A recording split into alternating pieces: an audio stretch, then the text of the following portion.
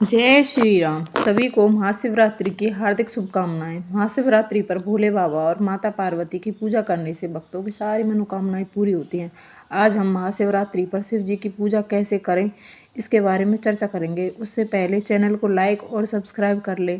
हम इस चैनल पर भक्ति से रिलेटेड वीडियो डालते हैं और हाँ, कमेंट में जय श्री राम लिखना ना भूलें।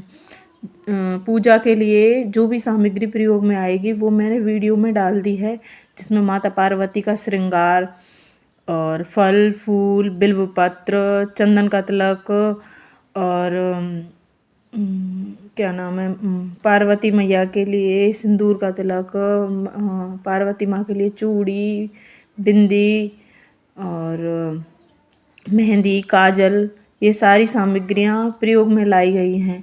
सबसे पहले पूजा के लिए तस्वीर जो भोले बाबा और माता पार्वती की हो उसको स्थापित करना है। फिर कलश स्थापित करने के लिए उसके नीचे कलश अक्षत रखने हैं। अक्षत ऐसे लेने हैं जो टूटे हुए ना हों। कलश में गंगा जल भरा हुआ होना चाहिए। कलश पर एक श्रीफल स्थापित करना है। अगर आपके पास चुनरी है तो श्रीफल पर आप चुनरी भी डाल सकते हो, लेकिन मेरे पास चुनरी नहीं थी तो मैंने एक वस्त्र स्वरूप कलावा चढ़ाया था।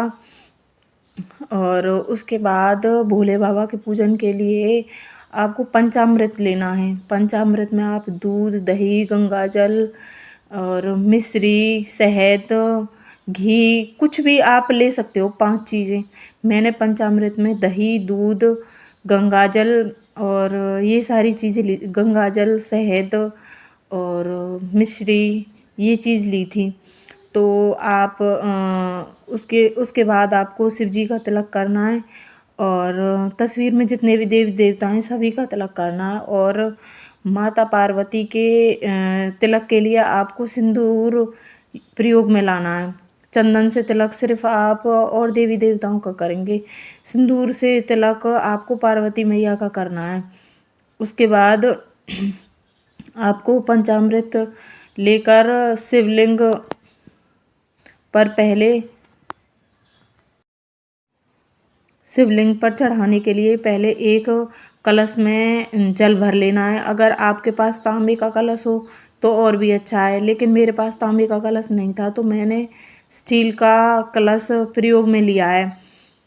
आप उसमें घर का सादा मतलब कि ताज़ा जल भरकर रख लें अपने पास। और फिर उसके बाद अगर आपके घर में शिवलिंग है तो उस शिवलिंग को किसी बर्तन में स्थापित करके शिवलिंग की पहले तो जल से स्नान करवाना है। शिवलिंग को पहले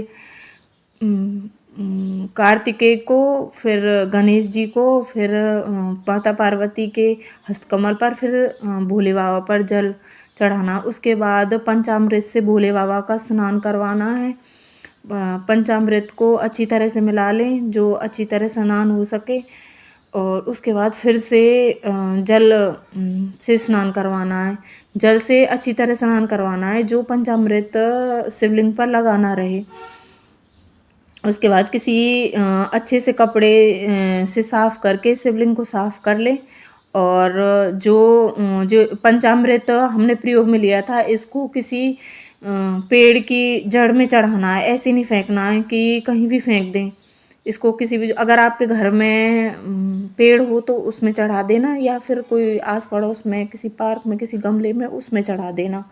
उसके बाद भोले बाबा की पूजा करने के लिए आपको फल फूल मिष्ठान जो भी आपके पास हो आप उसको प्रयोग में ला सकते हैं। सबसे पहले चंदन से बाबा का लेपन किया था मैंने। पीले चंदन से आप लेपन करना। अगर आपके पास सफ़ेद चंदन है तो आप सफ़ेद चंदन का भी प्रयोग कर सकते हैं। मैंने पीले चंदन का प्रयोग किया था। तो उसके बाद लाल चंदन से मैंने त्रिपुंड लगाया था बाबा के मस्तक पर। और उसके बाद लाल चंदन से ही मैंने उस पर ओम लिखा था।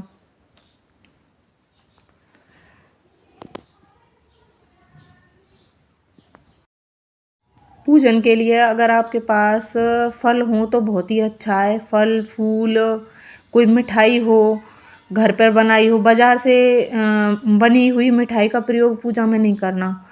घर पे अगर आपने कोई मिठाई बनाई हो तो आप उसका प्रयोग कर सकते हैं। आपके पास कोई फल हो जैसे संतरा, केला, बेर और अनार, कोई भी फल हो आपके पास तो आप उससे भोले बाबा की पूजा कीजिए।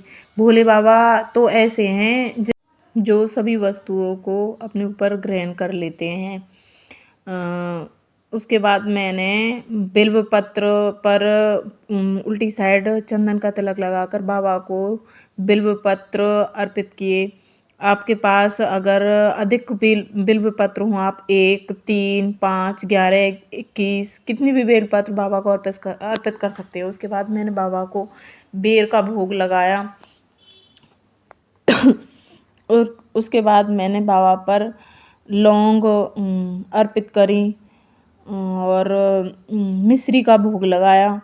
उसके बाद मैंने बाबा पर बतासे अर्पित किए।